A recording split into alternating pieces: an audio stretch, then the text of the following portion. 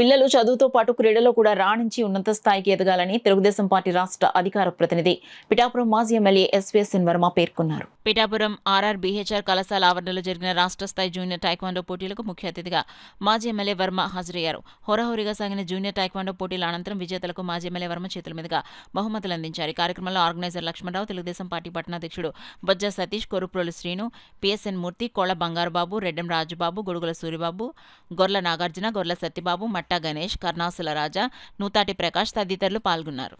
Karate fighters సంబంధ కార్యక్రమం ఈరోజు ప్రారంభించడం జరిగింది. అందులో చాలా ఇంట్రెస్ట్గా చక్కగా ఈ కార్యక్రమం చూస్తుంటే పిఠాపురంలో ప్రతి క్రీడల్లోని క్రీడాకారులు ఉన్నారు.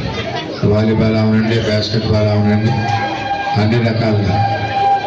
మరి మీకు కూడా ఒక స్టేడియము చంద్రబాబు నాయుడు గారు 14-19లో కట్టించారు.